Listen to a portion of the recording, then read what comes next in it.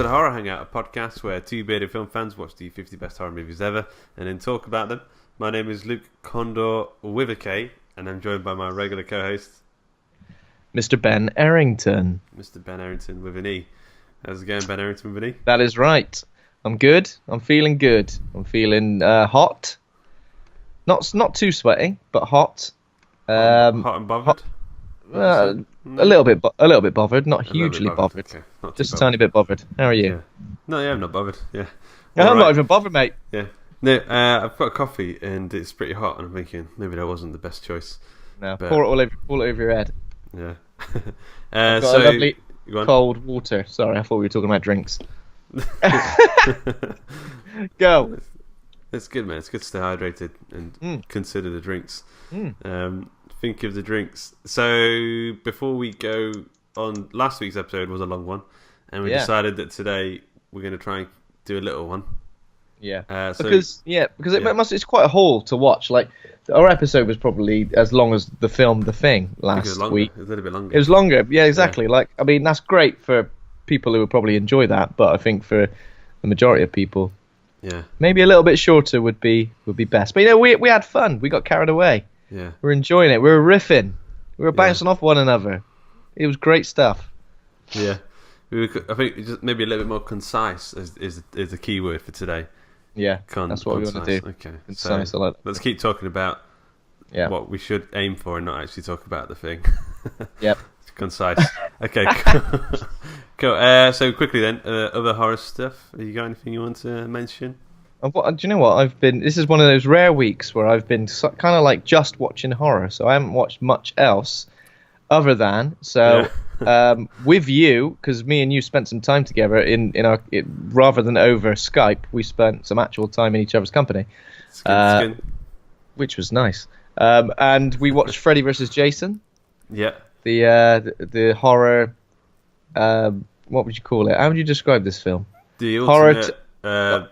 What do you call in wrestling? Where it's like when they hate each other, grudge match. The ultimate grudge match between two wrestling heels, two bad guys. The ultimate two killers, other than possibly Michael Myers. So we watched that, and I guess obviously we'll talk about that together because we watched it together. But yeah, I don't know what my memory of this film was, but when it was utterly awful. It was dog shite from start to finish. It really was. I remember like growing up and watching this and thinking it was cool, but like even I'm trying to think of like redeeming qualities of this film, but like the special effects are like really bad. Like I don't understand Jason being afraid of water. That because I mean at the end of the first film he's like bursting out of the water. He spends loads of time in the water, and even with like Freddy Krueger's like weird kung fu kicking action at the end, which is bizarre. Yeah, and I can think the only redeeming quality was you spotted Evangeline Lilly in the background. Yeah, for like 2 seconds. Yeah, that was a random well, not a cameo. Obviously, she was just an extra at that stage. Yeah, redeeming features. Maybe like the final battle between those two was so slapstick that it was like maybe kind of entertaining, but everything else goes... That thing where like someone would get kicked or shot off and then sort of like fly off the screen. Yeah. That happened so many times. Like someone would just get... Anything could happen. Someone could pass someone like a piece of toast and they just fly off the screen. Whoa! There were so many breasts in this film. I mean, there were at least 12 breasts, I recken. Yeah. At least. And there were lots of two people. That's only on two people. There was a lot of focus on the breasts. Two cat people, yeah. But it was just like every other character. For Freddy vs. Jason, obviously, we know what to expect from those characters.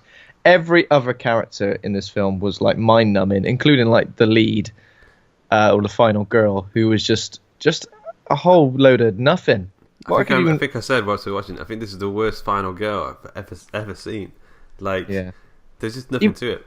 Even though we watched it just a few days ago, I'm struggling to remember it. It is that throwaway one bit of Kelly Rowland getting her nose lopped off.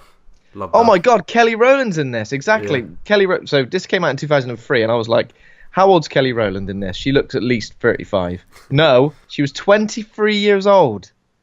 But yeah, Kelly Rowland's character is like just the worst as well. Do you know what I mean? Just like the cynical threat. She gets her nose lopped off with some like PS2 graphics. I don't know what I remember this film. Maybe I'm remembering Jason X. Is that just as bad? I've not seen that in a long time either, but I remember thinking that was of similar quality, and I remember like there being a couple of like kills that were fun in Jason X. There's like a bit with sleeping bags. Yeah, maybe this will be I think it was made around similar time, similar sort of production house and stuff. So I think it might just be very similar in terms of quality. Yeah. So it was a little bit. It was earlier than Freddy vs. Jason. Jason X was. Yeah. It might be good to go back and watch that, even though Yeah. Don't necessarily feel too keen. What else did I see? I did see the Halloween remake, the 2007 Rob Zombie version, which I'd never seen before. Have you seen that before? No, I've never seen any of those ones. It was pretty good. Yeah? It was pretty good. I think probably for me, like I wasn't massively keen on the original. Please forgive me. But I think this kind of felt like it was on a par. It was a good adaptation. It felt like it took a lot from the original and expanded on it in ways that were really good. A lot of stuff about Michael Myers' sort of like childhood, probably like the first 45 minutes of the film with him as a kid. You kind of understand him because I think before he was a bit of like a faceless, motiveless sort of killer. Like I didn't quite sort of thing. Yeah, I didn't quite understand it, but this time there's a lot to understand. I can see where he's coming from actually. Yeah, you're gonna get yourself a kitchen knife, you get yourself a mask. And he comes across more of a psychopath in this film. Obviously more violence, but that's obviously the Rob Zombie sort of spin on that. Lots of things that were like directly lifted from the original, just like completely obviously redone, which is cool, and lots of good sort of soundtrack moments. Lots of the old soundtrack being used really well. So yeah, I enjoyed it. I would like to see there was a sequel to this one as well. But Malcolm McDowell plays the role of that Dr. Loomis. Pretty good, pretty well. I don't think it was all that bad. It wasn't great, but it's definitely worth a watch. It could have been a lot worse. Better than Freddy vs. Jason. Better than Freddy vs. Jason, yeah. And the only other thing I watched is the sequel to today's film, which I guess I might talk about a tiny little bit. But yeah, I can't really remember much about Scream 2, but I remember there being a film set based on the. This might be Scream 3. That's Scream 3, yeah. Right, okay, yeah. So I remember quite a lot about Scream 2 and Scream 3. Scream 2 is like on a campus, on like a college campus mostly. Scream 3 film set for Stab 3. Yeah, okay, yeah, that's what I'm thinking of. Yeah, and number 4, I have definitely seen. It came out in 2011. Number 4. I remember next to nothing about it. 2011. Wow. Yeah. Which one's got Tim Oliphant in it as the bad guy? That's number 2. Okay. All right. Yeah, man, we'll talk a bit about that. But the only other thing that I watched was The Thing, the prequel with Mary Elizabeth Winstead and what's that Aussie guy's name? Oh, it'll come to me. Oh, Joel Edgerton. Yeah, who I really like in pretty much everything. I like both of those actors actually; they're really good. Yeah. But so I think this is weird because we've already spoken about it when we saw each other the other day. But I would just say that because this is a prequel to the original one, I don't know why they felt like they had to stick so close to the story beats of the original. Because why not just watch the original? Because the effects still hold up. It's still a great film. I think it's why people get confused as to whether this film is a prequel or a remake, because it's so similar. Yeah. Were they sort of advertising it as a remake or a reboot when it first came out? Oh, I can't remember. Because it's called The Thing. It's not called like The Thing 2. No, exactly. That's what's annoying. You should just call it. You should call it The Thing. Something else. Little tagline. I don't know. But I mean, as a prequel, it works okay. It's a 3-star film for me. Like it's okay. Like I just think, why not just watch the original if you're going to watch any of them? It's a bit CGI heavy as well, isn't it? Yeah, there's a couple of bits where you're seeing someone like there's a guy's face splits apart in a helicopter, and it's like, ooh, that looks a bit bad. But some of the creature designs are great. And I was looking at, in the last week you mentioned how much of what happened in that other base that what's his name, Kurt Russell, and that find actually happens in this film. And there is a lot. So there's like the axe in the wall. There's the creature that they find that sort of burned up, like got 2 faces together. It's like one of the big bad things from this one. Oh yeah, it's really freaky. Yeah, the way that it like, so the arms come off and then like of this one guy, and he starts crawling towards this dude who's stuck on the floor, and it is really effective. Is it when it kind of leans over him and then its face like gets stuck to his face and they kind of like merging together? Yeah, that was really freaky. That's messed up.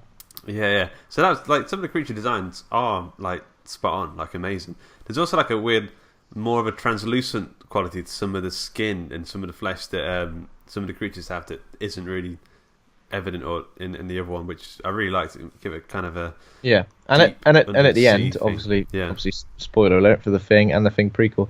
At the end, is it a dog and does it go off? And then so it's that's kind of like the post credits sort of scene where the Dutchman, the Norwegian man, gets into the helicopter and starts chasing the dog, and I was it is very, very close. But the goggles aren't quite the same. The square goggles are not quite the same. And I was I see. Yeah. You got to pay more attention to these things. Attention to detail, man. Yeah, but it's good. I'd recommend watching it anyway. I mean, if you're a fan of the Thing, you get a bit more of the Thing. But I've seen it a few times. But it's one of those that doesn't stick with me as much. And I think I'm the same as you. It is okay, probably a 3-star film. Yeah. When did Freddy and Jason come out? Did you say 2003? Whew, that was ages ago.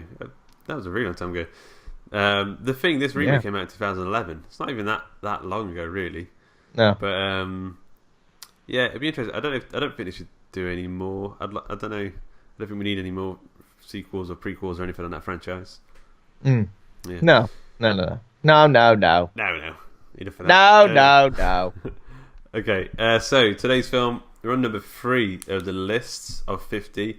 Can you think back, Ben, to when we started that we would be here at one point? Yeah. I mean, I thought we'd get bored. We get 10 films in and we go, do you know what? This is a lot of work. This is a lot of work. Every week, which is why obviously sometimes we haven't released an episode every week. Do we have? Do it next week. Yeah. I got things on, mate. I got to get a big shop in tonight. Yeah. Yeah. But so today's episode is all about Scream from 1996. Have you got any deets? Yes, I got some deets. Man's got the deets. So Scream is a 1996 American slasher film directed by Wes Craven and written by Kevin Williamson. The film stars David Arquette, Neve Campbell, Courteney Cox, Matthew Lillard, Rose McGowan, Skeet Ulrich, and Drew Barrymore. Scream follows the character of Sidney Prescott, a high school student in the fictional town of Woodsboro, who becomes the target of a mysterious killer known as Ghostface. Lovely. Although, does anyone ever refer to this guy as Ghostface?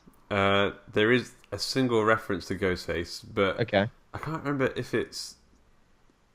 I don't know if they're talking about the killer or the mask that's for sale.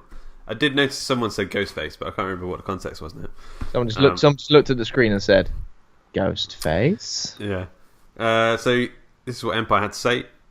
Genre deconstruction had been done before, but Kevin Williamson's canny, clever, extra meta screenplay in the hands of Wes Craven made Scream that much more special.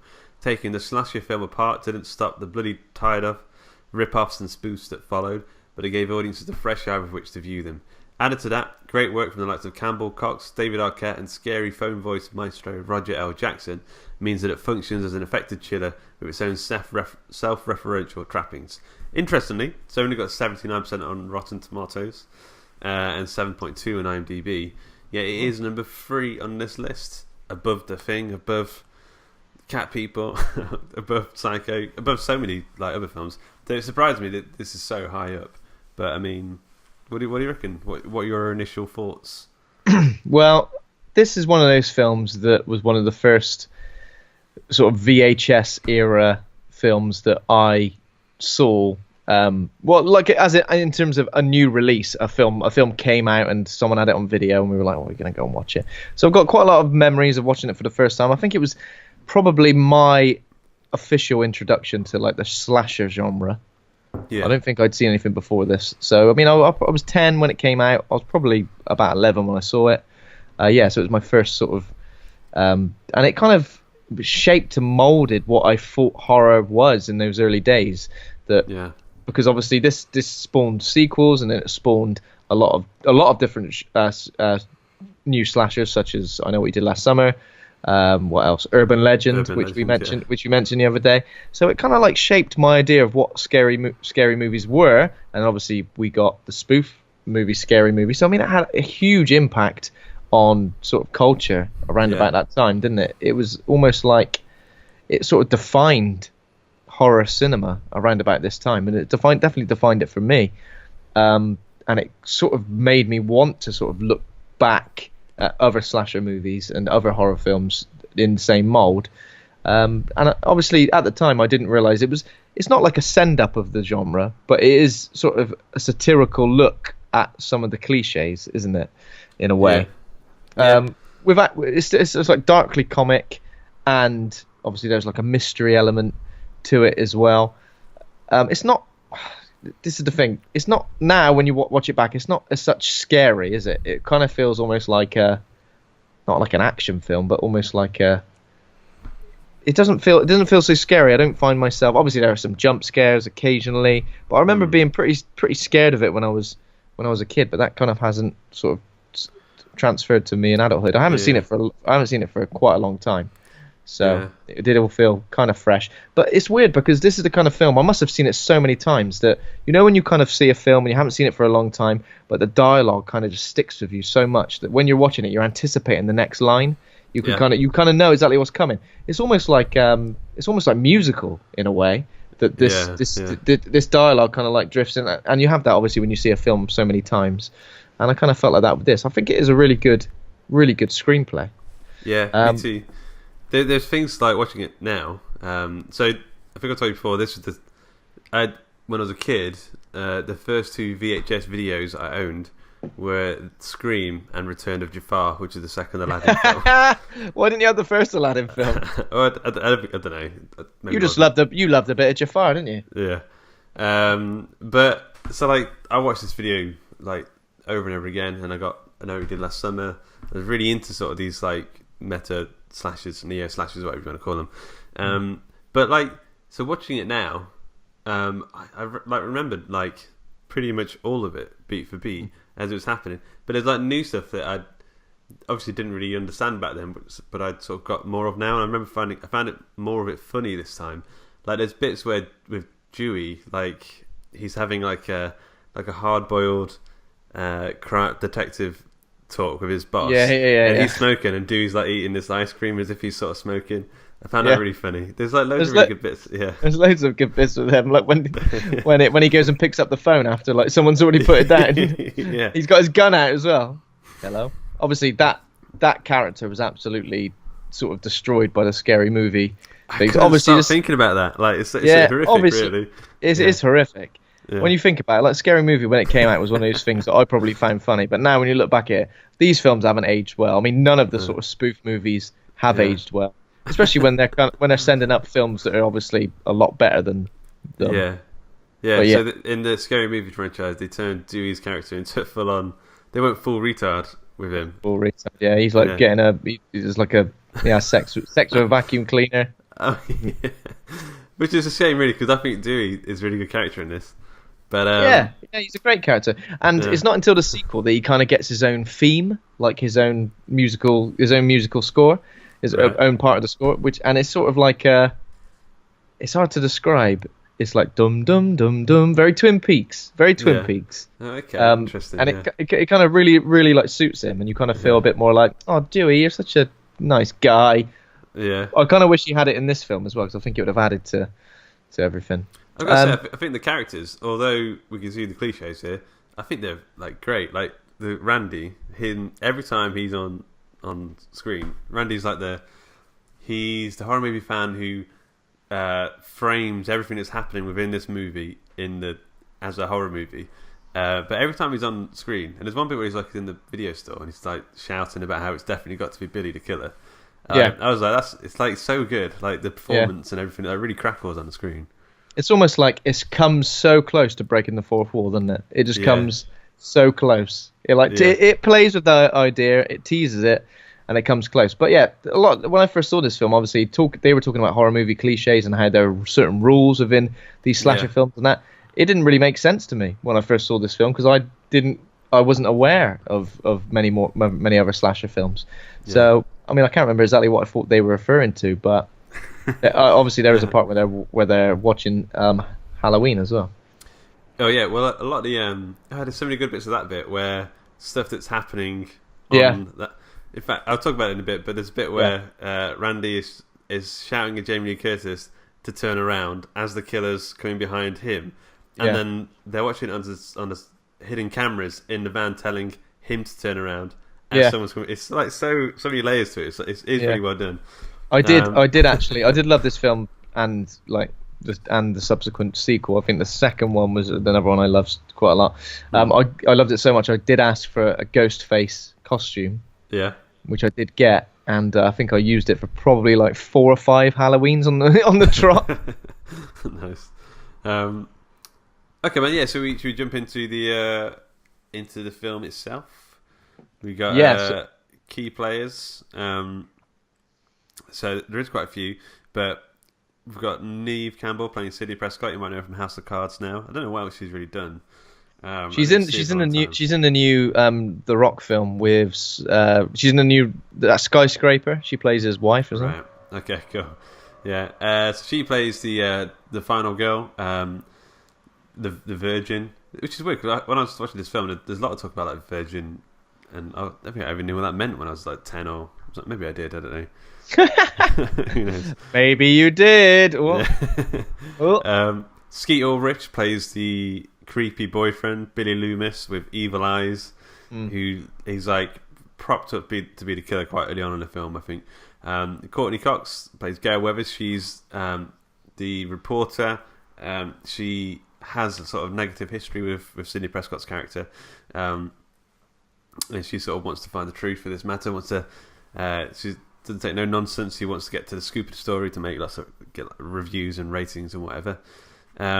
David Arquette, as I said before, is Deputy Dewey. He plays Rose McGowan's brother. Rose McGowan looks so young in this. I know it's just because I've seen her so much recently, and she looks a more mature sort of woman with short hair and stuff, and militaristic sort of stances and whatever. But it's weird to see her like this. So they play Neve's sort of friends, and then we've got our favourite Matthew Lillard, who plays Stuart, who is a sort of I guess like a jock sort of character, but I can't imagine him being just like a big sort of weird, overly animated. He's basically Jim Carrey. Yeah, but again, I gotta say, I thought he was really good in this. I think he like suits that like role to a T. Yeah, there's a couple of lines. We'll get into this, but there's a couple of lines of his which I think are the best of the film. And he probably gets two, maybe even 3 of the best lines of the film. So yeah, we'll get into that. Yeah. Okay, so the film starts with Drew Barrymore's character, who we haven't mentioned, but Drew Barrymore's in this film as well. She's on the posters. I think maybe they were trying to tell people that she's the main character in this film or something. I don't know. So she's at home, she's cooking popcorn, and she gets a phone call pretty much straight away. The caller has a creepy voice, and he says, "Do you want to play a game, or do you like scary movies, or something like that?" He says, "What's your favourite scare?" Well, yeah, he seems like a nice sort of guy. He's being a bit flirtatious. Maybe sounds a little bit creepy, but she's kind of like not going for it. Yeah. But he calls back. Did he call back more than once? He calls back more than once, and eventually they start talking about. She says she's going to watch a scary movie. He asks her what her favourite scary movie is. The phone rings so often in this film that I kept thinking it was like a codec on Metal Gear Solid. Yeah. Snake. Yeah, Metal Gear. So, the killer, the guy on the phone says, "Want to play a game?" And then he says, "What are you wearing?" or something, right? So no. He says, what? Yeah. He says something like, "How does he say what I'm wearing?" It says something that indicates that you can see it. He says like, "I want to know what I'm looking at. I don't want to know. I want to know what I'm talking to." Sorry. Oh. He's fucked that right up, hasn't he? Yeah. And then he asks if she's got a boyfriend, and she's like, "Nah." But then eventually, obviously, caller turns a little bit angry because is it because she hands up on him? Yeah. That's when he says that he's looking at her or something like that. She puts the phone down, and then he says, "Don't you put the fucking phone down, you bitch!" Or gets really angry. Gets kind of like Freddy, like levels of abusiveness. Yeah. you bitch, like where he says. Don't put the phone down on me again, you dirty slag. Yeah. But then I think he calls again, and she locks all the doors now. She's freaked out. The music's getting quite tense. He calls again, and then she says, "Leave me alone. My boyfriend's on the way home." And he says he's big and he plays football and he'll kick the shit out of you. He's big and he plays football. And I kick the shit out of you. Oh, I'm really scared. Yeah, and then he goes, he wouldn't have to be called Steve by any chance. Steve. How do you know that? She turns on he tells her to turn on the porch light, and then there's Steve all tied up. And then Kinky. I think he says turn the lights off, and then we'll play a game. Are you ready? You ready for game time? A ready for game? Yeah. It's basically horror hangout trivia. With you just questioning her about Andy Serkis over and over again. Yeah. So he asked the first question about Andy Serkis, and she gets it right.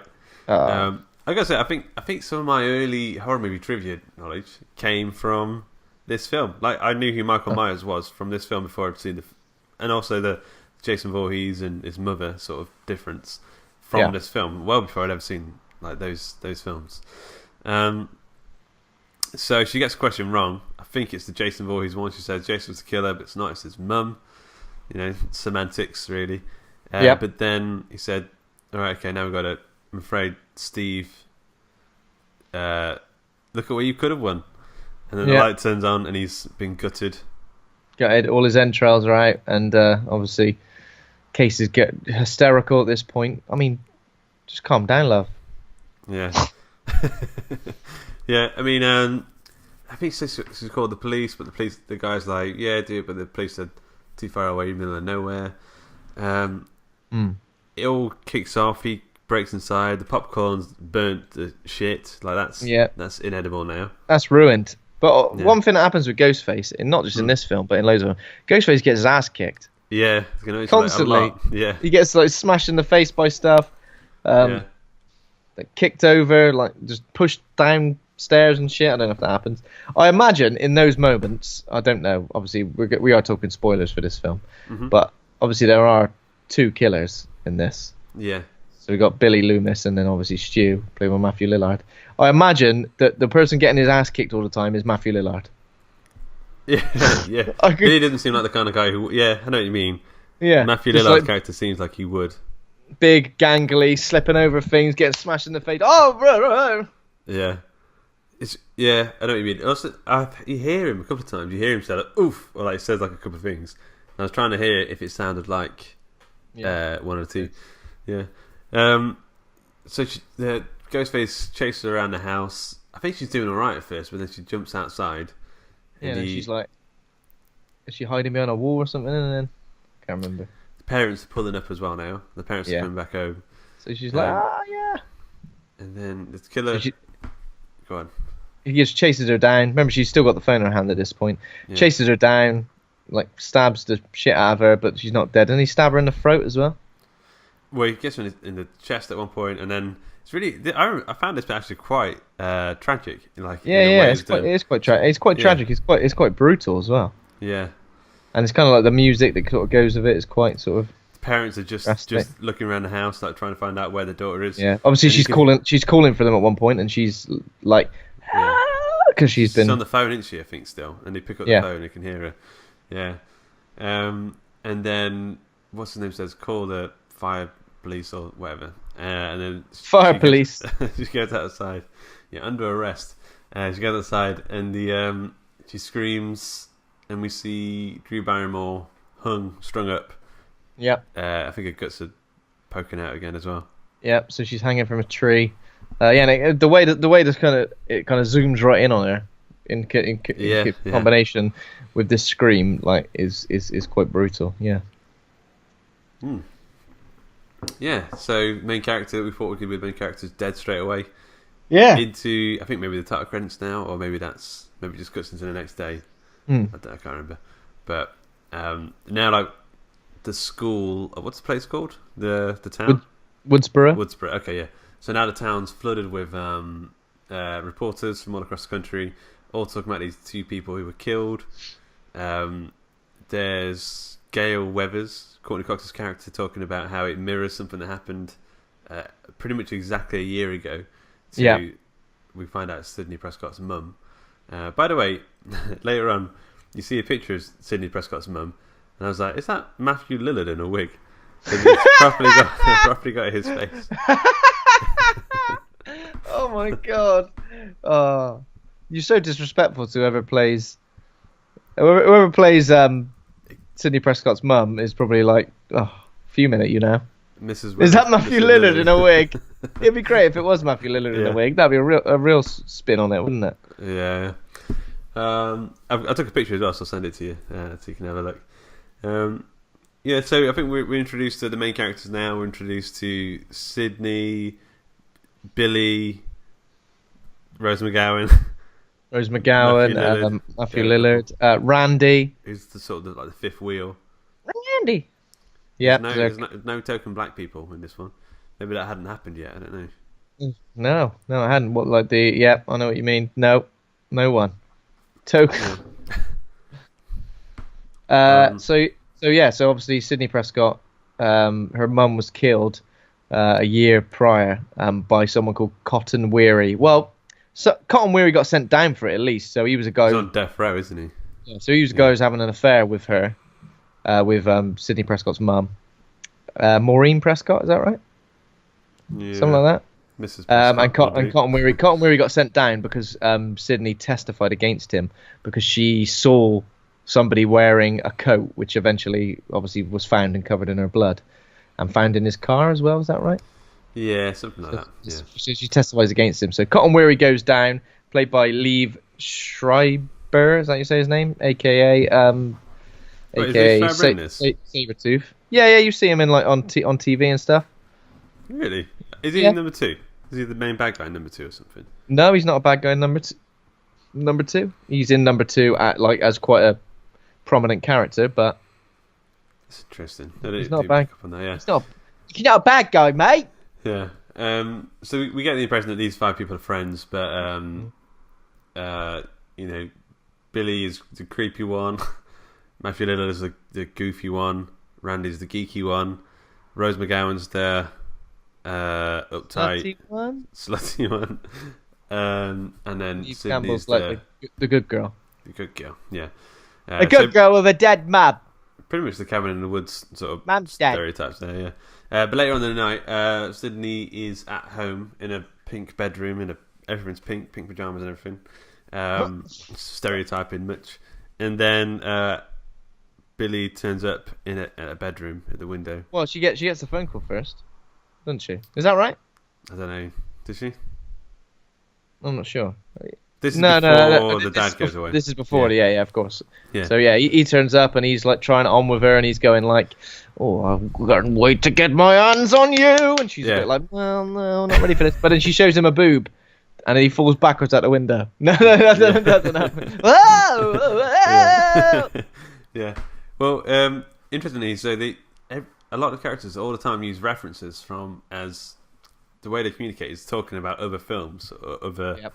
Or film media in general. Like the way he describes it's like saying, I feel like I watched I think he says like Psycho, but it was a TV cut, so all the gore bits were like cut out. I feel like our relationship is the TV edited version.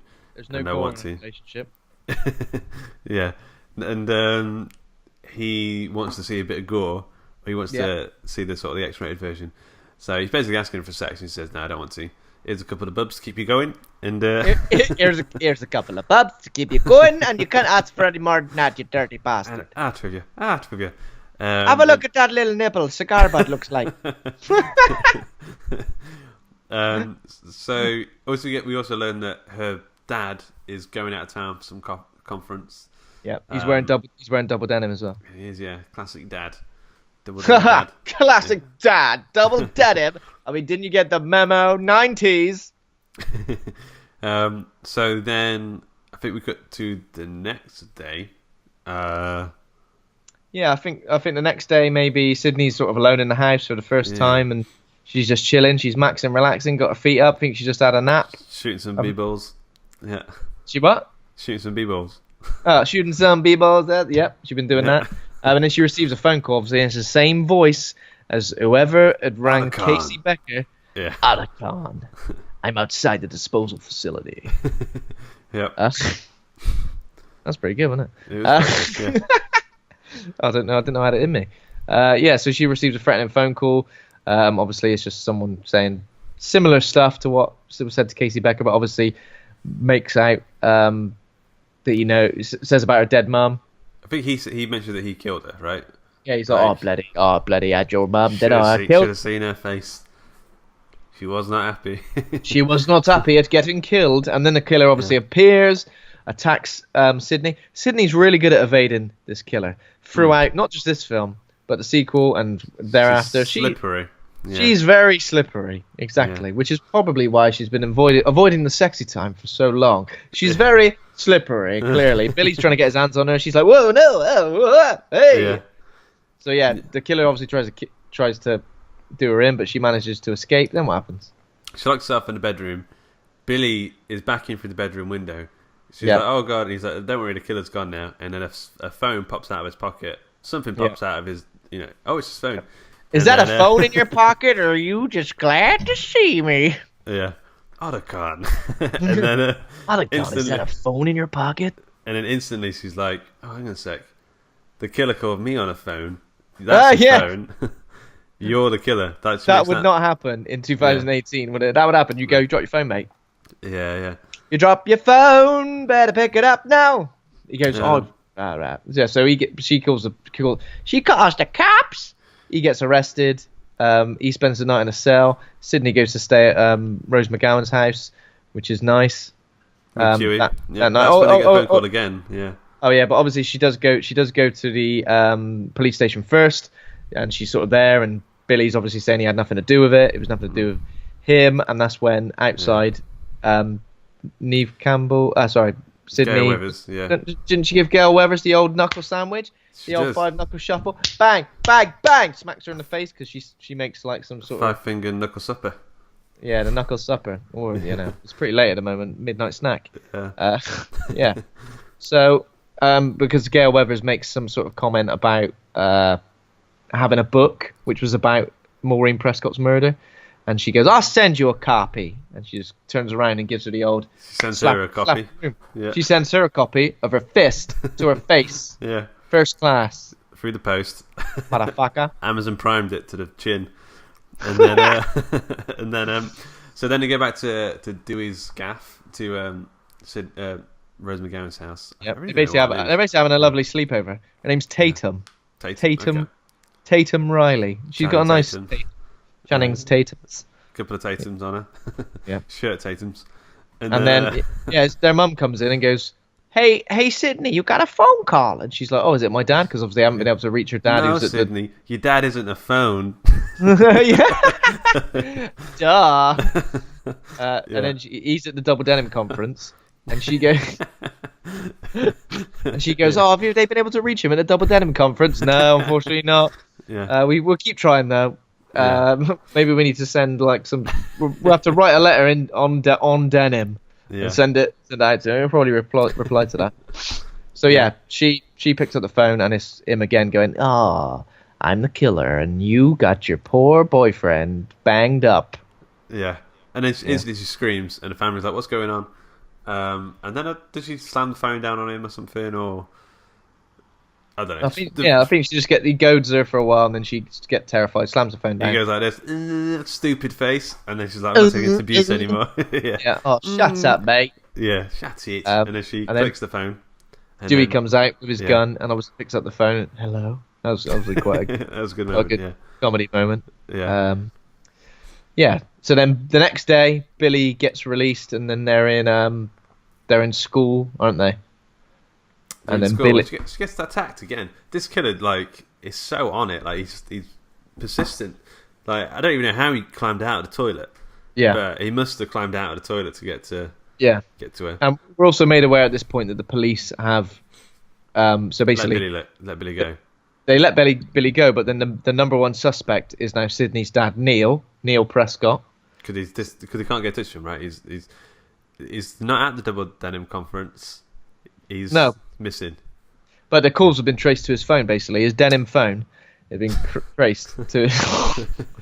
These calls were made from a denim phone. Yeah. We only know one guy who's got a denim phone in Woodsboro. It's Neil Prescott. Yeah. Neil Double D Prescott.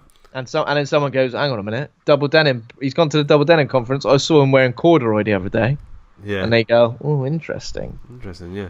And so she's hiding in the toilet. I think she gets a bit overwhelmed, and she goes, "Whew," and you get a bit hot and bothered. And then so she goes to hide in the toilet. Some bints chatting about her, saying that she's the killer, and she's probably made it all up or something. She's made it all up, just like she made up her mom getting killed. Oh no, I think her mom was definitely killed. Yeah. Well, really? Yeah. Fake news. Where did you learn about all this? Ricky Lake. I used to watch Ricky Lake, and she never said people are killing her. Yeah. What's happened to Ricky Lake? I think she's still on the air. She's vanished off the face of the earth, or maybe I've just stopped watching. Ricky, have a guess at Ricky Lake's age. I would say 45. Oh, nah, 43. No. 49. Oh, I went the wrong way. I thought she would have been older than that. Yeah, she's still there. The first thing is a rap battle between Jerry Springer and Ricky Lake. See, I never watched Jerry Springer. I'll add that to watch later. Definitely. Yeah. So, by the way, we're introduced at some point to the principal, who's played by Henry Winkler, the Fonz himself. But just before that, so the killer emerges out of the toilet somehow. I don't know sure how he gets in there. Chases Sidney around the corner, and then he's gone. Yep. I think Sidney runs home or something. But the principal at the same time is telling off these two lads for running around the school in the Ghostface masks. Yeah. And he's like waving these scissors around, talking about how he wants to gut them, and obviously giving you the impression that, is the principal the killer? Because he's like really violent in the way he's talking to these kids. Yeah, but he's just angry, isn't he? He's fuming. Yeah. He's fuming. Yeah. This Ghostface mask and costume must be pretty easy to get hold of then. Well, they say it's available in every single gas station or something. Oh, well, the killers could have thought of something a bit more original then, couldn't they? Yeah, but then again, it's a good, because it's available anywhere. They can't go, so he bought it from this shop. Let's check CCTV. Oh yes, I see what you did there. Very good. Yep. Okay, so a couple of things happen now. So there's a party. So happening later on that night. The principal is, I don't know. He's trying on the ghost mask himself. Yeah. So basically, what happens is school gets suspended in the wake of the murders. Basically, there's a curfew put into place, so everyone's got to get home, get out of there. Sidney does have a bit of a conversation with Billy, where obviously he sort of says it wasn't him, and he couldn't admit. She says that she got another call, so now she knows it wasn't him, and that she's kind of sorry. And then again, they're talking about their relationship, kind of trying to make a little bit of a connection again, but not quite there. She's still a little bit. You can tell she's a bit untrustworthy of him. So once everybody's left the school's pretty much empty. So Principal Himbury, the Fonz, essentially, is knocking around in his office on his own. He gets scared by his own reflection on more than one occasion. If you know, I was like, he must know where the mirrors are, but he still was like, oh god, it's you again. Jesus Christ, and there you are. Yeah. And then he goes into a hall of mirrors. Jesus Christ, he'd never get out. Yeah. What are you? What are you? Smashing the glass. Like Conan beating all the glass up. Yeah. So the killer comes out. I don't know. Comes out from behind one of the mirrors or something. Stabs him in the chest. He's behind the door. So right, yeah. He goes out the room, and then when he comes back in, he comes out behind the door, stabs him. A great reaction that Henry Winkler's got to being stabbed. He's so shocked about it. I mean, it is a shock getting stabbed, but he's like, "Oh my god, I've been stabbed!" So school's out for summer. I think Sidney, he actually played the music. Yeah, the Scoop song as well. School's out for summer. Sidney and Tatum are like, "Let's go to that party later. Let's go get some snacks." He's been attacked twice by a killer. Do you want to go to a party? Is that how you unwind? I'd lock myself up. I'd get in my little bunker. Yeah. And watch horror movies. I don't know. So then Dewey's also following him around. Whose house is it? It's not any of our main characters' houses. No, it's what's his name? It's Matthew Lillard's house. Stu. Oh, Stu's house. Yeah, okay. Yeah, That makes sense. I've got it. I've got it. I've got it.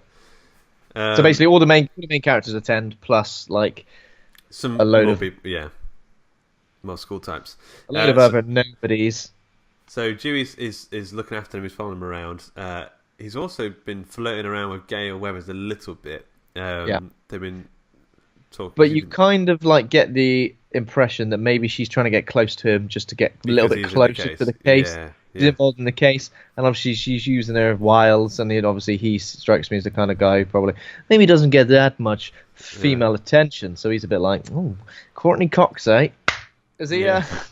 Were they involved? Were they involved before or after this? No, or I think during? it's because of. Well, maybe I made that up, but I've always thought it was because of this film. That they ended up together. Yeah. Oh, nice.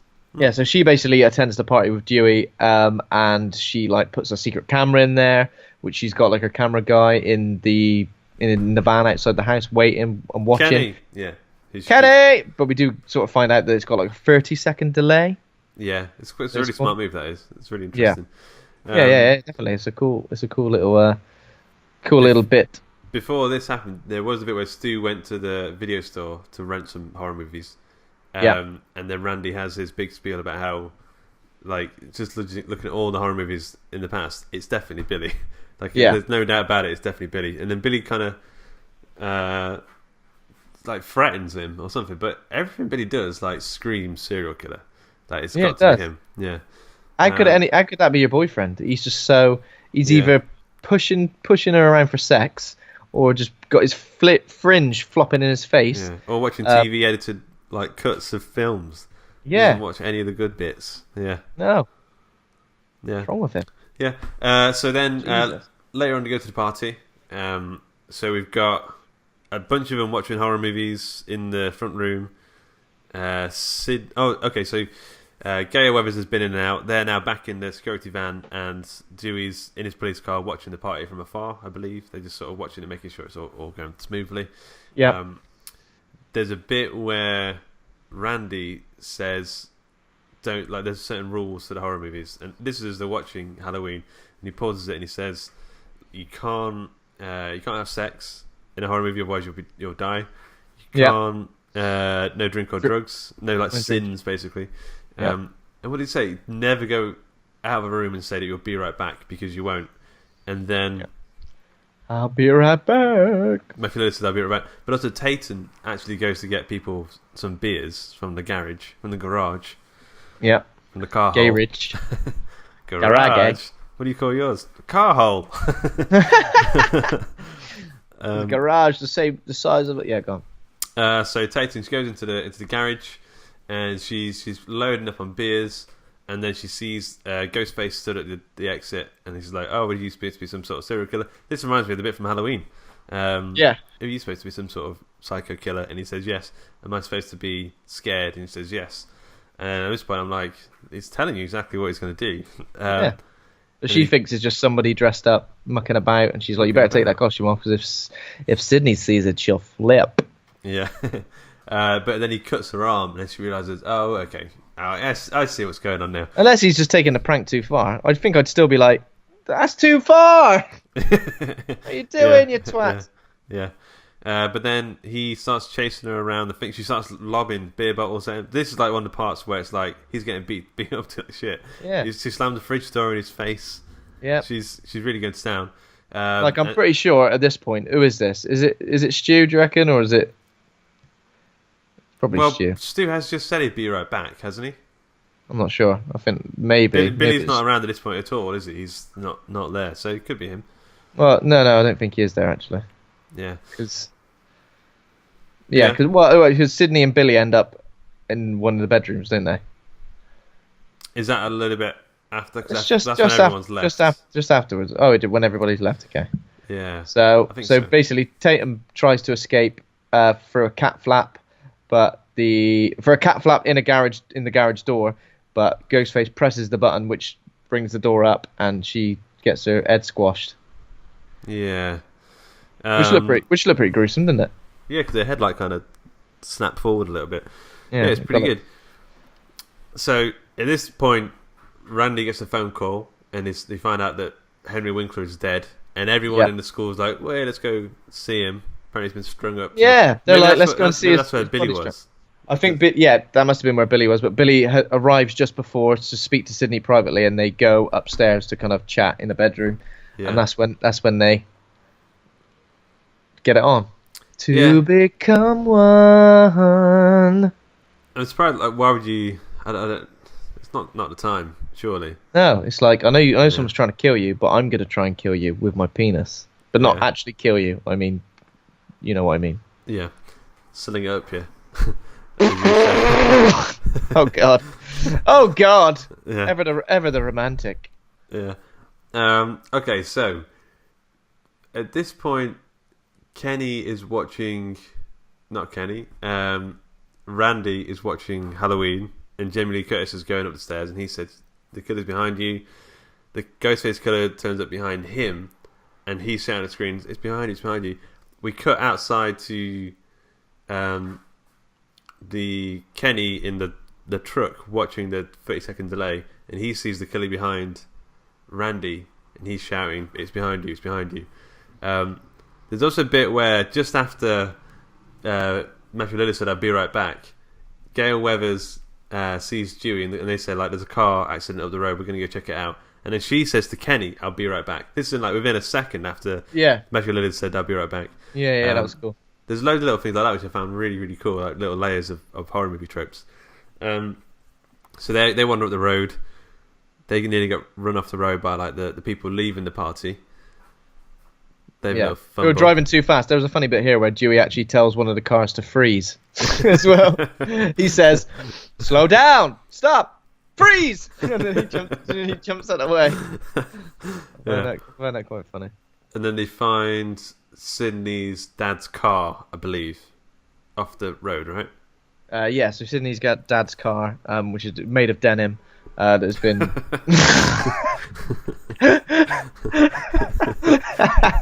It's got a D-plate, yeah. Yeah, made of denim, and it's been run. So they don't even have to like check the plates or anything. They see it, they go, "Oh, it's a denim car, it's got to be Sidney's dad," but he's not there, is he? He's gone. So they're like, "Oh my God, he's back." So then we do get a bit where Sidney and Billy gets stabbed at this point. Yeah, so Sidney and Billy have finished doing their business, so Sidney is no longer a virgin, which puts her in direct danger. And then suddenly they have a little bit of a moment where Sidney says, "Who did you use your phone call to talk to when you were in prison, when you're in a jail?" Sorry, because she starts to think that maybe he even from jail he rang with doing the call, pretending to be the killer, being the killer. Yeah. And he's like, I don't understand what they're talking about at that point, but that makes sense. Yeah. He's like, "What have I got to do to convince you that it wasn't me?" And then obviously suddenly Ghostface appears. He turns around and seemingly gets stabbed over and over. Turns around covered in blood. Yeah. Collapses, and obviously Sidney runs, manages to escape the house. Obviously she tries to climb out of a top window, gets sort of pushed. Well, not pushed, but she onto the boat, right? Yeah. So Ghostface tries to grab her. She falls off out of the first floor onto like a boat, but she's all right. Runs to the van where Kenny is watching everything on the TV. He gets stabbed at this point. He gets stabbed at this point. Yeah. Because there's a moment where it's at this particular moment where, because of the delay, he sees Randy, doesn't he? Is this right? I think so, but then doesn't Randy turn up and she thinks it's Randy? I'm not sure. Maybe. Yeah, but basically there's a moment where there's a delay, so you can see the Ghostface killer in the house, but because of the delay, he looks up and it zooms right in on the open door. And he realizes that the killer's out there, and then the killer obviously kills him, slits his throat, but Sidney gets away again. Yeah. And then what happens? I don't know what happens to Sidney, but Gail turns up. Yeah. With Dewey. Yeah, and she gets in her van for some reason, but then obviously Kenny's body is on top of the van. There's all blood coming down the windscreen, and she sort of panics, starts trying to drive away, but then Sidney's in the road, and she kind of careens off the road, smashes into a tree. Right. Okay. Yeah. And then it all starts sort of kicking off. Dewey is sort of in the house when Sidney goes up to the house, and then suddenly he appears and he's been stabbed in the back by the killer. Yeah. But Sidney takes his piece at this point, so she's like, if this Ghostface killer's gonna mess with me, I got the piece, I got the gun, I'm gonna pop a cap in that Ghostface ass. Yeah. So she goes inside. She gets. Oh, okay. So Randy turns up. Yeah. And then Billy takes the gun off of Sidney, and then shoots Randy. Yeah. So Stu and then and it's like, Randy. what? So Yes. he is the killer. Yeah. So Stu and Randy appear, and they're accusing each other of being the killer. To which Sidney just goes, "Fuck you both," slams the door.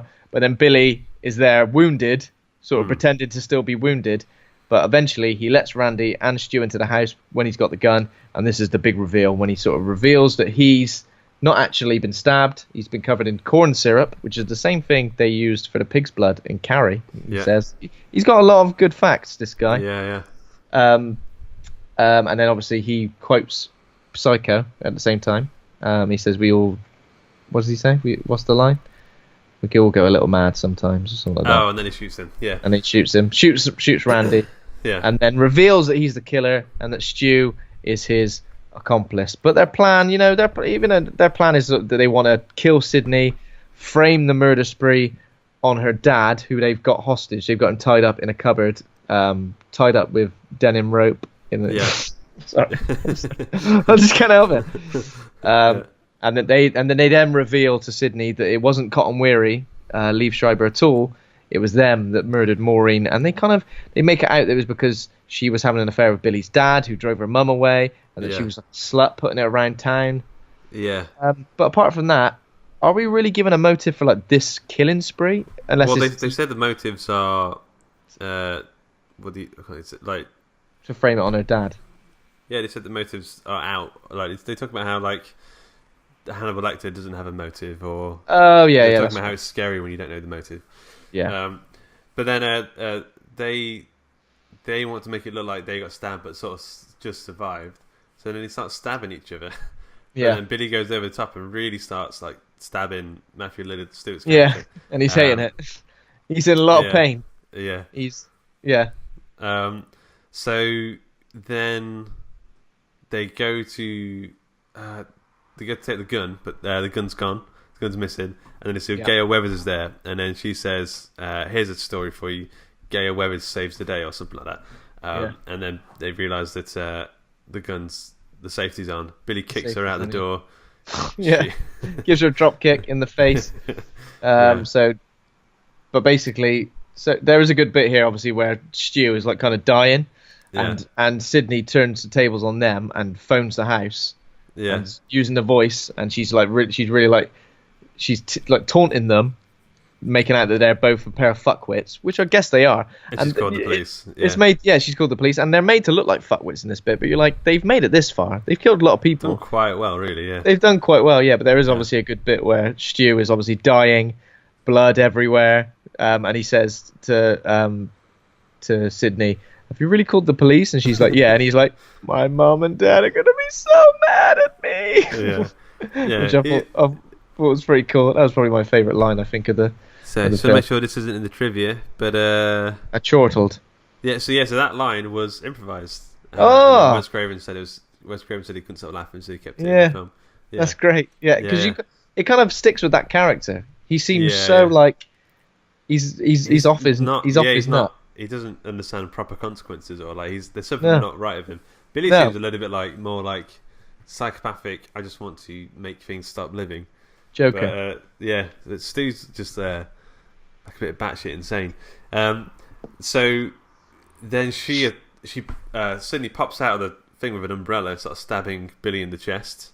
Yep. What happens now? So they fight for a bit. Yeah, and then I'm not sure they're fighting, and then obviously Sidney puts a big old TV on Stu's head, just like smashed it onto his crust. Yeah. Obviously he's dead, and then Randy revealed to be wounded but alive. Randy, yeah. I'm not sure what he kind of does, but then obviously Billy is attacking Sidney, but she shoots him and kills him. And Gale and Dewey are back up at this point as well. Gale and Dewey back up, so we've got our dream team ready, and obviously then they look at Billy's body and say, this is usually the moment in a horror film where the killer just comes back to life final square. For one final scare. Yeah, to which he does. He sort of goes, boo! And gets shot again in the head, and everyone's sort of scared. But then Sidney says, not in my movie. He's like, well, it literally just happened. Yeah, that's exactly what I thought. Not in my movie. It's like, that's exactly what just happened. You know what's weird as well? When they do the voice thing earlier in the film, they go, surprise, Sidney. And like, that doesn't sound like anything like that guy on the phone. No, like, it's a different person, but it's like, that's a different man. It's a different man on the phone. And when she's doing it, you're like, oh, it's horrible. When she's surprise. Yeah. So the sun rises. Police arrive. Like it's a sort of classic slasher film ending, I guess. And then Dewey's injured, takes away in the ambulance. Yeah. And Gale does like a final sort of like news report about the night's events. She says like, everybody dead. Everybody dead, including my cameraman. Yeah. Did she give someone a camera? Am I thinking of a different film? Yeah, maybe. I think of a different film. Okay. Yeah, that's how it ends. Yeah, we get like some cheesy music at the end, which I was like, that's the only bit that hasn't aged that well. That kind of takes me out a bit. But okay, yeah, you ready for some trivia? Yep. I'm ready for some trivia, please. Number 1, how long was the party scene near the end of the film? How long did that run for? Oh, quite a while. 45 minutes. Jesus Christ. 42 minutes. Oh, God, that was close, wasn't it? Yeah, it was shot over the course of 21 days from the time the sun set to the time it rose. After it wrapped, the crew had t-shirts made that read, I survived scene 118, which is the name of that scene. The cast and crew jokingly called it the longest night in horror history. It took so long to make. Okay. How many days? 21. Jesus. Yeah. Number 2. At what point does Matthew Lillard jizz in the film?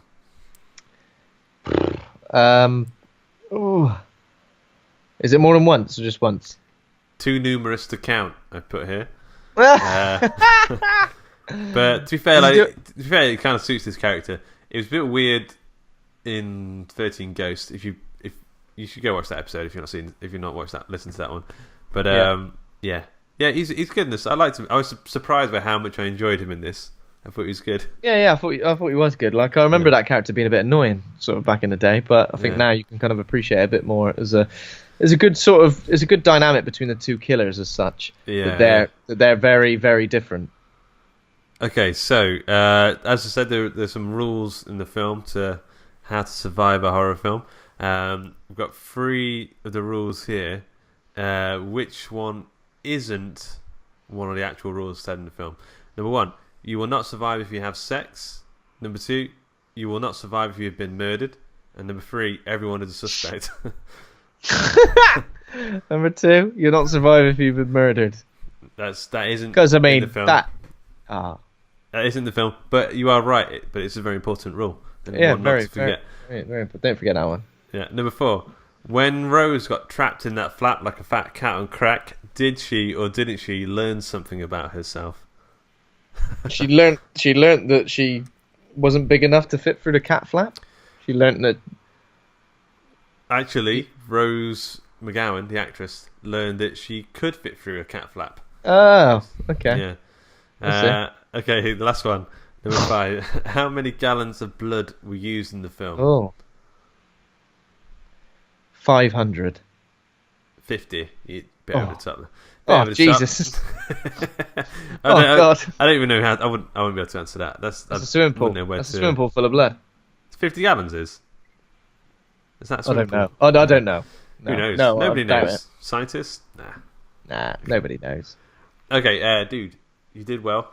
I think you got some of them right. I don't no one's keeping score. I mean, 100%, I think. 100% or 50. Who knows? Yeah, who knows? Okay, so you need to rate the film. It will rate good.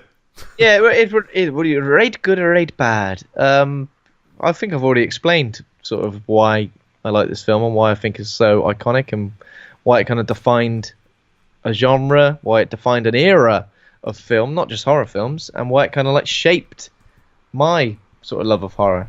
Yeah. So I would, with that in mind, Oh God, I was going to say What were you going to say then? It came out with a B plus. A minus. Ooh, Jeepers Creepers, Jiminy Crickets, Jeepers McCreepers. Jeepers Creepers. Okay. Well, I found this one hard because I really did enjoy it, and like I feel like it has. I'm a little bit grown out of it now, but it does have some nostalgia value, and there were bits that I loved watching this time, like all the meta stuff that I maybe didn't quite get when I was 10. But I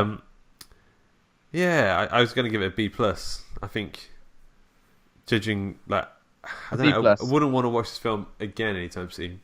No, I just feel a little bit too old for it, and it has all the cliches there, obviously for a reason, but they still are the cliches.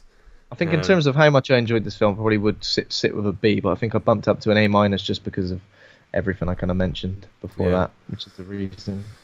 Yeah, it's good, man. So that's it. That's Scream. That's number 3 on the list, done and down. What did you want to do next week? Did you want to go straight on to number 2, which is Alien? So we could do this is what I was thinking. Mm-hmm. Let me know how you feel about this. So basically, I think we should do number 2. And then we should do an honourable mention each. Perhaps a film that both of us would have liked to have seen in the top 50 that wasn't in the top 50. Well, so do number 2 next, and then do... Yeah, so we'll do Alien, and then we'll do an honourable mention each before we go on to number 1. That sounds good, man. I like it. Yeah, okay. Very nice. Right, so next week, join us, we'll chat about Alien. But for now, this show is brought to you by Hawk and Cleaver. Head over to hawkandcleaver.com. Become a patron over at patreon.com/Hawk and Cleaver. Thanks to Kovacs Cameron for our theme music. Thanks to Acast for hosting the show. Thanks to the listeners. If you enjoyed the show, give us a 5-star rating review in iTunes. And remember to hit subscribe. And thanks to my co-host Ben for being a real horror dude. Thank you very much, Luke. All right. Out. Goodbye now.